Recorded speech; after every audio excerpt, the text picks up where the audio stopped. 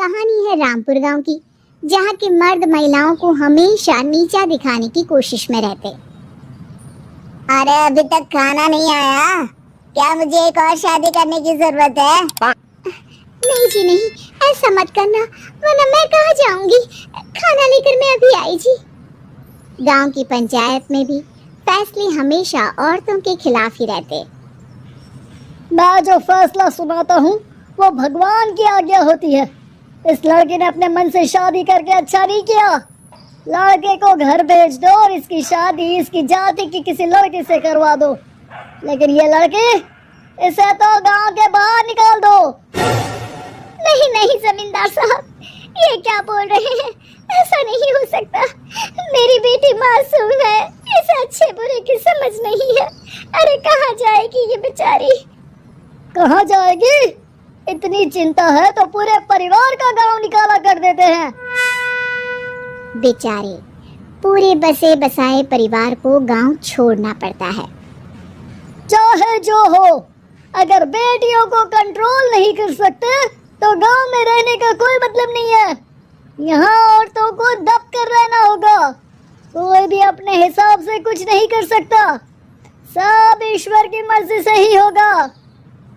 तभी गांव का एक आदमी दौड़ा दौड़ा आता है।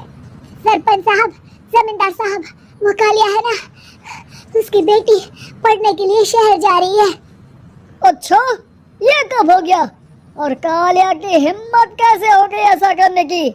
लेकर आओ उसे और उसकी बेटी को। बस फिर क्या था, हाजिर हो जाते हैं कालिया और उसकी बेटी सरपंच के सामने। और कालिया, ये क्या सुनने में आ रहा है? बेटी को इंजीनियर बना रहा है तू? और ये बता, गांव में तो स्कूल नहीं है, फिर कहां से इतनी क्लास पास कर गई तेरी बेटी? राधा, जो कि कालिया की बेटी है, उसे लगता है कि सरपंच उसकी तारीफ कर रहे हैं। सरपंच जी, मैंने ऑनलाइन पढ़ाई की है, डिस्टेंस लर्निंग से। सभी में मैंने अच्छे नंबर पाए हैं, जिसे देखते हुए शहर की इंजीनियरिंग कॉलेज में मुझे स्कॉलरशिप मिली है। वाह जी वाह, क्या होती है ये? पहले तो ये बताओ, फिर आगे की बात करते हैं। पूरा गांव राधा की बात सुन रहा था और राधा बोलती जा रही थी। तो ऐसे मैं फ्री में एक अच्छी शिक्षा लेकर गांव में जो कुछ परेशानियां हैं, जैसे बिजली, पानी और इंटरनेट जैसी समस्याओं के लिए काम करूंगी। मैं गांव को शहर से जोड़ने के लिए पुल का निर्माण करवाने का प्रस्ताव रखूंगी। मुझे पूरी उम्मीद है कि जल्द ही हमारा गांव भी तरक्की की राह पर चल पड़ेगा। राधा की बात सुनकर सारे गांव वाले ताली बजाने लगते हैं। सरपंच को समझ नहीं आता कि वो क्या करे। चुप रह नादान लड़की, गांव के खिलाफ जाने के लिए तुझे गांव से बेदखल कर दिया जाएगा, वो भी पूरे परिवार के साथ। और हाँ, अगर ठीक से गांव में रहना चाहती है तो ये पढ़ाई लिखाई छोड़ दे।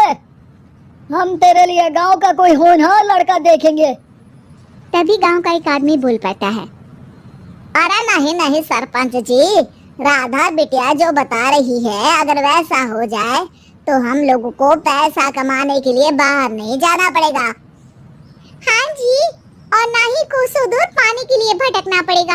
हमारे बच्चे भी अच्छी पढ़ाई कर सकेंगे और आगे बढ़ेंगे, ना कि हमारी तरह खेती करते बैठेंगे। क्यों गांव वालों, राधा बिटिया का साथ देना चाहिए ना। सरपंच देखता है कि गांव राधा के साथ है तो वो चुप हो जाता है। वो घर आकर अपने सलाहकार से बात करता है, जो बहुत ही चालाक किस्म का इंसान होता है। अरे सरपंच साहब, आपको बहुत ही होशियारी से काम लेना पड़ेगा। एक बार गांव तरक्की कर गया, यहाँ के बालक पढ़ लिए तो कोई ना पूछेगा आपको। और फिर ये जो बेटा और बेटी है ना आपके, इनको भी आम लोगों की तरह ही जीवन जीना होगा। हाँ, लेकिन करे तो क्या करे? वो ना आप मुझ पर छोड़ दीजिए, बस मैं जैसा बोलूं करते जाइए। अगले रोज सुबह जब गांव वाले सोकर उठते हैं तो राधा के घर के बाहर और साथ ही वो लोग जिन्होंने राधा का सपोर्ट किया था, उनके घर के आगे लाल रंग से कल आऊंगी लिखा होता है। कल आऊंगी, ये क्या होता है? अरे यह तो खून से लिखा है, लगता है कोई भूत प्रेत या चुड़ैल का साया है। चलो सरपंच जी के पास चलते हैं। सभी सरपंच के पास जाकर उसे सारी बात बताते हैं। और ये तो बड़ी मुश्किल की बात है। चलो मैं एक बाबा को जानता हूँ, उन्हें बुला लेता हूँ। सरपंच बाबा को लेकर गांव के घर के बाहर जाता है। ओहो, तो ये वो चुड़ैल है जो उन लोगों को निशाना बनाते हैं जो गांव को बदलने का सपना देखते हैं। वो गांव को ऐसे ही संपन्न देखना चाहती है, वो नहीं चाहती कि कोई बाहरी यहाँ का कायाकल्प करे। क्या तुम लोगों में से किसी ने गांव को बदलने की सोच रखी है? तभी राधा की माँ रोते रोते आती है। मेरी राधा घर से गायब हो गई है। अरे कोई तो बचाओ, मेरी बच्ची कहाँ गई?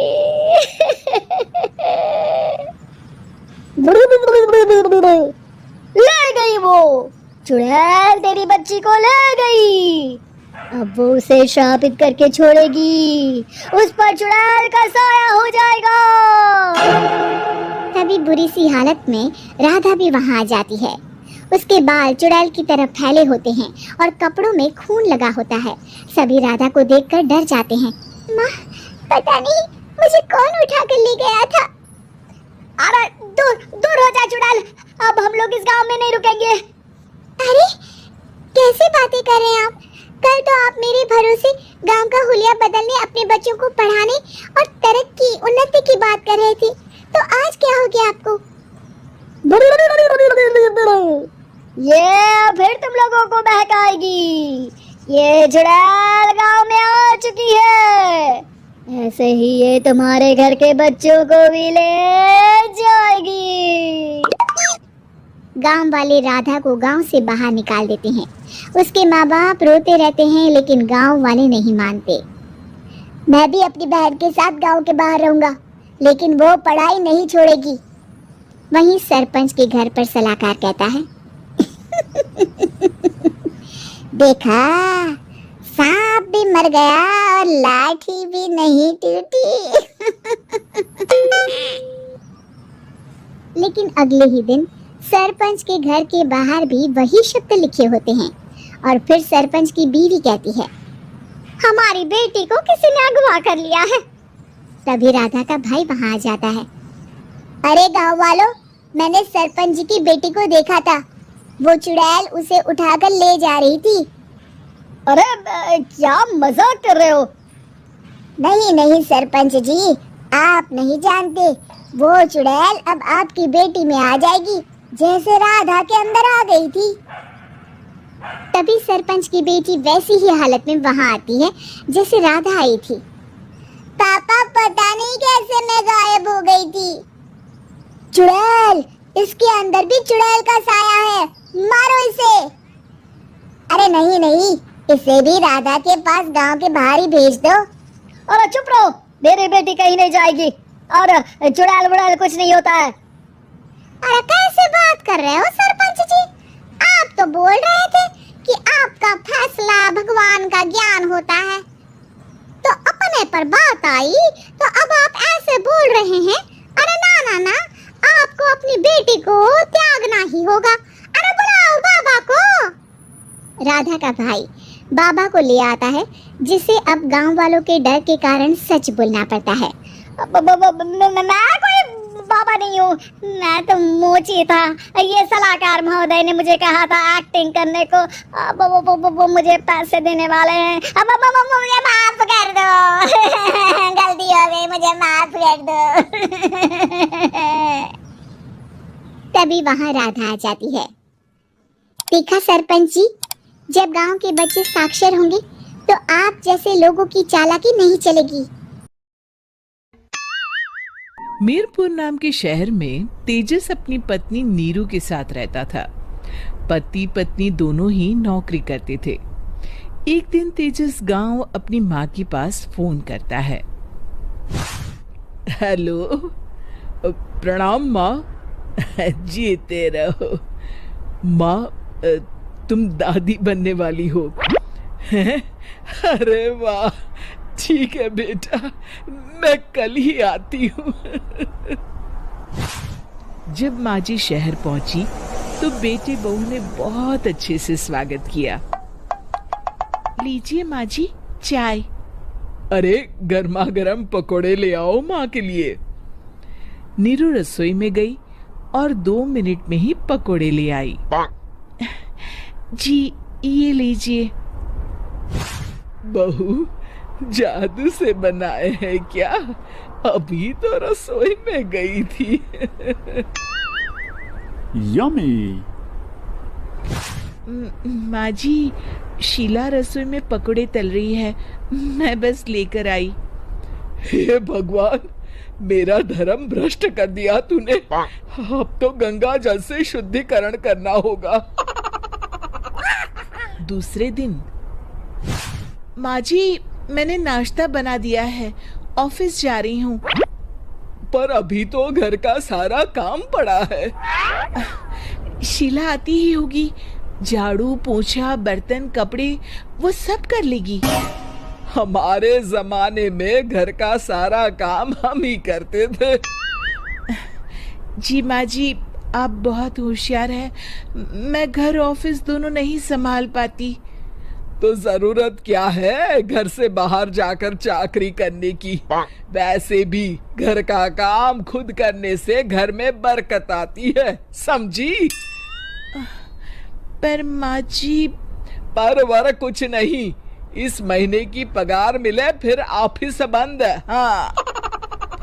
रात को नीरू तेजस से कहती है, सुनिए जी, माँ जी बोल रही थी कि मैं नौकरी छोड़ दूं। वैसे ठीक ही तो है, अभी तुम्हें आराम की जरूरत है। फिर भी आराम कहाँ, शीला को छुड़ाने के लिए बोल रही थी। तो अब 24 घंटे में इतना काम तो कर ही सकती हो। पर जॉब पसंद है मुझे, घर पर मन नहीं लगेगा। अगले दिन जब दोनों ऑफिस के लिए निकल रहे थे, मेरी तो कोई कीमत ही नहीं है इस घर में। माँ जी आजकल महंगाई बहुत है, रहन सहन भी बदल गया है, दोनों नौकरी करते हैं तभी ठीक रहता है। अच्छा, तू कहना क्या चाहती है? मेरा बेटा तुझे बिठा के खिला नहीं सकता? तू ही इस घर का खर्च चला रही है, हैं? नहीं माँ जी, मेरा वो मतलब नहीं था। मतलब खूब समझती हूँ, ये बाल धूप में सफेद नहीं किए मैंने। हाँ। अब तो ये रोज का काम हो गया था। तेजस भी रोज की झिकझिक से परेशान हो गया था। एक दिन उसने कहा, नीरू वैसे भी तुम्हें मैटरनिटी लीव मिलने वाली है, तो अभी से ही छुट्टी ले लो। पर क्या, मेरी सैलरी अच्छी खासी है। आखिर नीरू ने रिजाइन कर दिया। जब बच्चा हुआ तो घर में सब बहुत खुश हुए। कुछ दिनों बाद तेजस फाइल देख रहा था। क्या हुआ तेजस, कुछ परेशान लग रहे हो? हाँ, वो हमारी जितनी सेविंग्स थी वो तो हॉस्पिटल में और छठी के फंक्शन में खत्म हो गई है नीरू। और अभी वैसे मंदी चल रही है तो मैं बोल रही थी कल मुन्ना को हेपेटाइटिस का टीका लगवाना है। नीरू क्या पोस्टपोन नहीं कर सकते? नहीं जी, बिल्कुल नहीं। अब तेजस को समझ में आ रहा था कि उससे गलती हुई है। पैसों की कमी का असर घर के माहौल पर भी पड़ रहा था। अगले दिन, बेटा मेरा चश्मा और ये दवाइयाँ ले आना, पर्चा देते हुए माँ जी ने कहा। जी। तेजस, मुन्ना के लिए दूध का डिब्बा और डायपर भी ले आना, और ये किराने के सामान की लिस्ट है, इसे भी लाना है। तेजस गुस्से में लिस्ट मरोड़कर फेंकता है और चिल्लाता है, पैसे क्या पेड़ पर उगते हैं? ये ले आना, वो ले आना। अरे पर ये जरूरत का सामान ही है। वो गुस्से में बिना कुछ कहे ऑफिस चला गया। अरे अरे लंच तो ले जाइए। नीरू दौड़कर डिब्बा पकड़ाती है। एक दिन खाना खाने के बाद, नीरू, अब तो मुन्ना कुछ बड़ा हो गया, तो अब तुम वापस ज्वाइन कर लो ना जॉब। पर इस रिसेशन में जॉब मिलना बहुत मुश्किल है। ट्राई तो करो। फिर मुन्ना, माँ जी है ना, और एक फुल टाइम मेड भी लगा लेंगे। पर माँ जी, उन्हें तो पसंद नहीं।